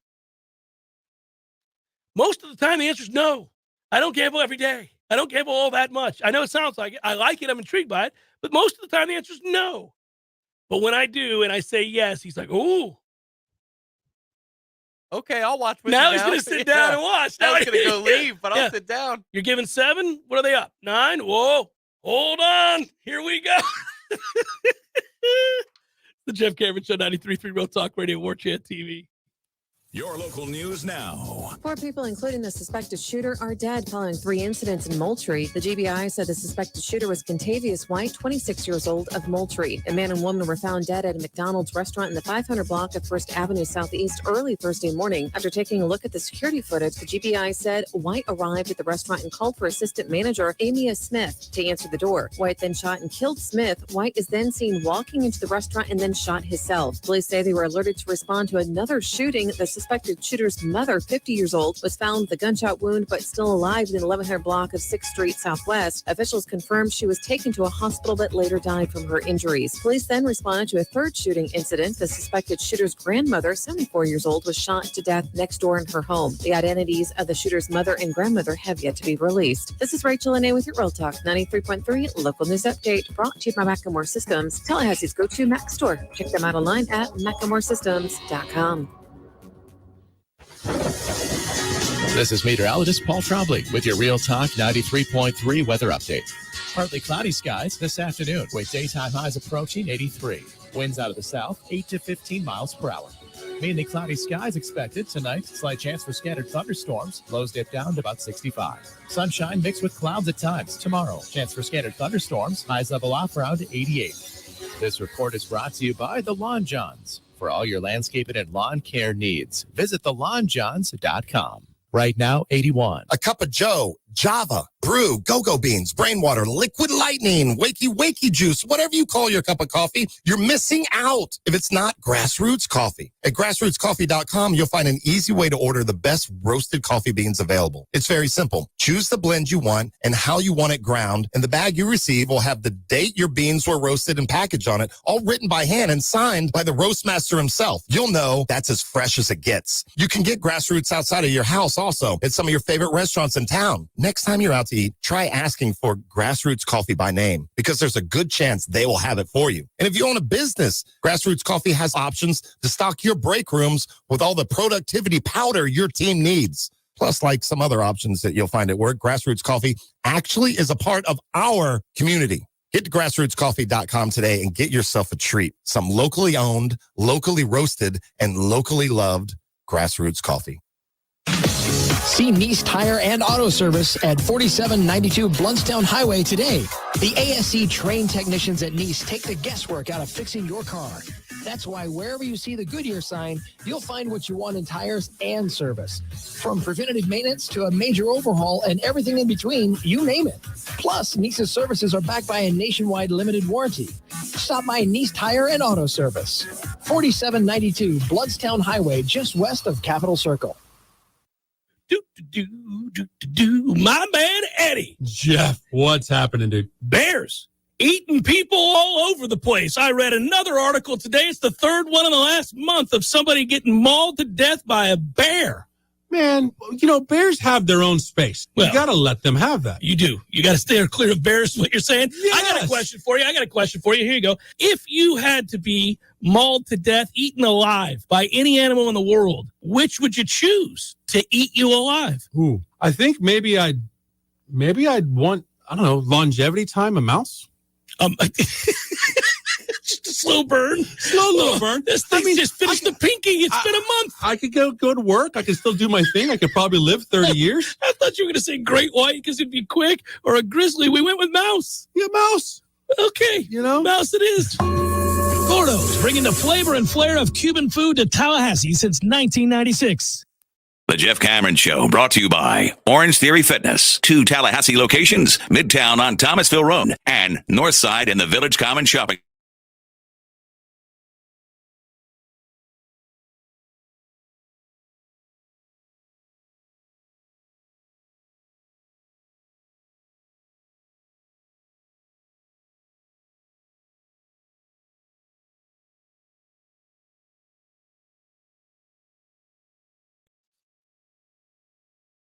We've got, let's see, 1, 2, 3. Yep, there it is. How about that, Tom? DraftKings has released the total odds for ACC teams the 2023 season.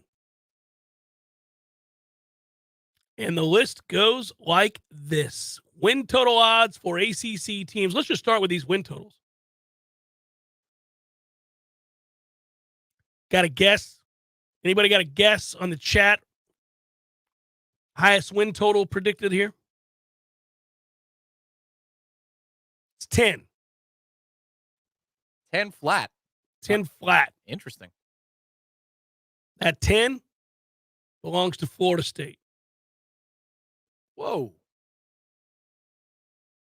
Florida State. Not 2 teams? Florida State. Really? Clemson's 9.5. Holy smokes. North Carolina, 8.5. Louisville, 7.5. Kane's sorry ass. A very wishful, hopeful, far-reaching 7.5. NC State, 6.5. Syracuse, 6.5. Duke, 6.5. Pitt, 6.5. Wake, 5.5. Oh, buddy, remember I was talking about run it up? BC, 5.5. Tech, 4.5. Where have all the good times gone at Virginia Tech? Jesus. They're in that phase, that lost decade, that falling off a cliff, whatever happened to phase for Virginia Tech, 4.5. Georgia Tech's at 4 and Virginia 3.5. Good God. Year 2 under Tony Elliott. Thanks for the 3.5. We'll see. That's exciting. Okay, I've already got a play I like, not Florida State related, but what do you think about the 10 as a number for FSU? That's what we all care about. What do you think? So by the way, Alabama's at 10.5. If you're looking at, yeah, that makes sense. This schedule for the ACC side of it for Florida State is laid out as nicely as it possibly could be. Equal juice on either side, by the way, minus 110. Okay, that usually is a factor. Yeah. But how do you feel about it? First blush, 10. Would you make the play as you are clearing your throat and your nose? Would you make the play? And if so, do you feel confident that it is an over or it's a push? I don't think it's going to be a loss. So you make the play because it's not 10 and a hook. Yeah. Yeah, I'm fine with that. It's just a push. Minus 110. Either side. There's no juice to either side. The path to a loss is Jordan getting hurt, right? That's it. You try because when you're trying to place something like this, you got to see, how can I lose? How can I see this improperly? Well, I think getting back to the point of the schedule, like, we can focus on just how good Florida State is, but that's the wrong angle. Florida State, even by virtue of what you saw last year and what's coming back, returning starters, the significance of a quarterback, trajectory of the program, when you look at SP Plus and all those numbers, right? You can look at any number of things to evaluate how good you think Florida State is, and whether you think that's overrated, underrated. It's sort of irrelevant here, because I think the overriding factor we need to look at is the other teams on their schedule, the ACC. It's a bad conference. This is not a strong league. Yeah, you got to play Clemson on the road. Okay, so just assume, I don't assume, but for the purposes of the exercise, assume that's a loss. And then assume you lose to LSU, I guess, if you want.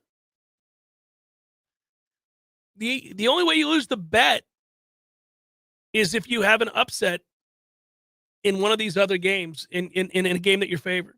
You can, upsets happen. You certainly could lose the game. You're also making an assumption you're going to lose both those games. I'm not making that assumption either. I think somewhere in between is probably the truth. You'll lose one of those games, and you may get upset somewhere, but you're going to get to 10 wins. So at minus 110, either way, you like the value of this pick, and you'd make the play on the over. Yeah, I think I would. Okay. Yeah. I think I would. What about a 10 and a half? Would you still have made the play? I don't think so. Okay, because the 10's almost like an insurance policy. Yeah. And you're covered in a doomsday scenario. I haven't done my numbers yet, but if Jordan gets hurt, a lot of this is out the window. Oh, it's all out the window. Yeah, but that's true for most teams. That's true. Louisville at 7.5 interested me. I thought about taking the over for sure, but it's all about that first month of the season. It's the worst schedule in freaking college football. It's a little bit more difficult than I remembered, but it's not crazy difficult. But their first month is Georgia Tech, Murray State, Indiana, BC. Come on, we should be starting off 4-0. Yeah? Yeah, and by the way, that's also minus 110 to the over and the under. Same thing, no juice either way. From there, it's at NC State. Hosting Notre Dame, probably not. Well, buddy, now that the greatest linebacker to ever play in the ACC is moved on. Well, okay, call that a coin flip. Notre Dame's coming to town. They're not going to beat Notre Dame, right? Louisville? At Pitt? Probably not, but that's not a great Notre Dame team. Louisville at Pitt the following week? What do you think? Pitt, I'm worried about Pitt. I think they're going to be good. Yep, Yeah. I agree. They'll be solid, right? Mm-hmm. Which is better than what Louisville is in a transitional phase. They brought in a ton of dudes from the portal. They feel good about it. We're trying to get to 8 here. They host Duke after that. Duke is kind of tough, right? For at the Louisville level, isn't that it? They're well coached. They played well last year. I still don't think they have a whole a lot of depth of talent. They host Virginia Tech and Virginia back-to-back weeks. Both wins. All right, so you're at 6 minimum with a couple of coin flips. They travel to Miami in November. They'll probably lose that game. Also known as Dovember. You sure? That's Miami in November. I'm not. That's the Miami if I'm, Hurricanes if playing I'm trying football to, in November. If I'm trying to get to where, how do I lose the bet? Yeah, and then they close with Kentucky. So you feel like there are 5 to 6 sure wins. They got to win 3 of the remaining. That's actually, initially, you think about Louisville and the schedule being easy. Maybe it's not so easy for the Cardinals. Maybe not. Florida at Utah in 117 days is a 10-point game. The spread is Utah minus 10. Ooh, how little do they think of Florida, who just beat Utah a year ago while we were in New Orleans. That they did. It's good, Anthony Richardson. Yeah, and I watched these dudes fall all over themselves watching the end of that game. Did you remember that Texas plays Alabama? Yeah, it's the return match in Tuscaloosa. Yeah, 126 days. That would be Alabama minus 10.5? 7.5. That's it? Breaking in a new quarterback, no Bryce Young. Texas quarterback situation looked really good for Quinn Ewers' time before he got hurt, and since then it's been a little murky. Been a little murky for the Longhorns. How big a favorite you think TCU is over Deion Sanders' 67-man roster at Colorado? You know, I might be giving Colorado too much credit here, but 17.5. It's 20.5. Okay. All right. Not quite dialed in yet. It's fun doing this late in the show on a Friday. I hadn't done it in a while, but it gets the juices flowing. We're talking about college football games and odds. 20.5. What do you think? Lay them and laugh? I'm laying at 20.5. Yes. Yeah. Yeah. I'm going to lay up to 23.5. Okay. But you wouldn't go to 27. I don't think so. I need a little time to digest where we're at, but yeah. What's your next move in about 10 minutes time? Are you you doing some studying here? Are you You're going to make me solving start for your own future? Yeah, I might be, from our friends at ISF. Let's solve for the future. Texas A&M minus 6.5 against the Canes in 126 days. Wow. A&M minus 6.5? I'd probably take the Canes plus the 6.5. Wouldn't you? Dysfunction galore? Both programs. And the better quarterback is where? I think Miami. They found a way to retain Tyler Van Dyke. I wonder how many Even though he hates being there and didn't look good last year. New offense, brand new offense. All but said that the home stadium might as well just, not exist. Let's play at our indoor practice facility with not enough yardage. I'd rather play there. Well, we're meeting, you and I, with our friends from ISF next Wednesday, and I look forward to it. We'll have to ask them about their vision and collaborate in order to solve the future. I'll bring, and if you're listening, Jonathan, I'll bring to the table when we sit down and have our wonderful business lunch, 8 games. I want you to solve for the future. Now we're really collaborative, buddy. I'm not just telling people about ISF's expertise, state government solving the future through strategy, process, technology. No, I want your answers for these games, buddy. Got any others? Oh, yeah, it's fun, isn't it? What else you got? All right, so you're going to make me go back here? All right. Get the papers. Well, our game went from 1.5 to a pick'em at DraftKings. Okay. I'm just taking random games at different times. Well, that 1.5 would have mattered last year. Could you imagine? I know. Tennessee is favored by 7.5 at Florida. Tennessee. Lay him and laugh. Well, no hidden hooker, no top receiver. They feel very good about their quarterback situation up there. That the offense it's more about the system than it is the quarterback per se. That this will be a test this year. We'll find out. I think if they score 17, they might cover. Florida's in trouble offensively. North Carolina is favored by 2 over South Carolina. By just 2. You think about that, Mac Brown. You think about that. You've got a top 5 overall pick consensus, probably top 2. Drake May, yeah. And you're a 2.5-point favorite. That's it. Yeah, it's hard to imagine. It's fun because I know I told you that game, a couple of these games, 117, 115, 116 days out. Buddy, do you realize? I mean, you're going to blink and we're going to have less than 100 days. When we start getting to 99 days, it's all over. It's all over. How much time we have left here? I got time to get these probables? You do. You got 2.5 minutes. Let me thank my friends at Power Mill Training Academy, powering performance for your little guy or gal. Maybe she's a softball player, dreams of going to play in the Olympics or college, whatever it might be. Or maybe she just wants to have fun playing at the age she is now and get the most out of her abilities. If you're a young man playing baseball, on the cusp of maybe taking it up a notch and want to make sure you have all the preparation needed to succeed and have fun playing the game. Maybe you're already really good. Maybe you're somebody who is still trying to aspire to play in the majors. Hell, there's 27 alumni in the majors from Power Mill already. Camps over the summer. Check them out, powermillsports.com. Probable, sir. It's time for, how you say, with the pitching, probables? Marlins, Cubs, Eduardo Cabrera, and Justin Steele. Blue Jays, Pirates, Chris Bassett, Rich Hill. We've got White Sox, Reds, Lance Lynn, Hunter Green. Not going to make it. This cough is killing me. You're going to be on the alert. Be ready to whistle. I was fighting my allergies while you were coughing.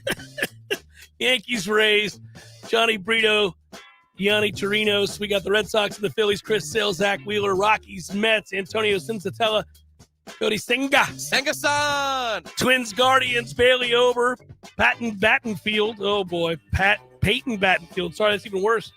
Orioles, Braves, Dean Creamer, Max Fried. A's, Royals, Kyle Mueller, Brad Keller, Matthew Boyd, Jordan Montgomery, Tigers, Cardinals in that matchup. Rangers, Angels, Dane Dunning, Tyler Anderson.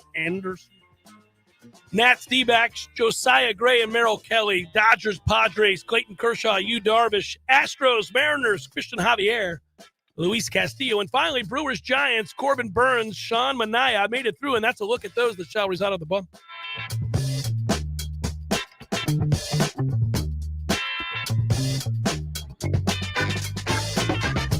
Reminder, kids, no show on Monday. And back Tuesday, Wednesday, Thursday, Friday of next week. No show Monday, but back with you strong on Tuesday. And, hey, good work out of you, Tom. Good work, Director Matthew. Have a killer time on Monday. Well played, sir. Well played. You guys have a great weekend. Thanks. It was fun with you guys, as always. I'll talk to you again real soon. Peace.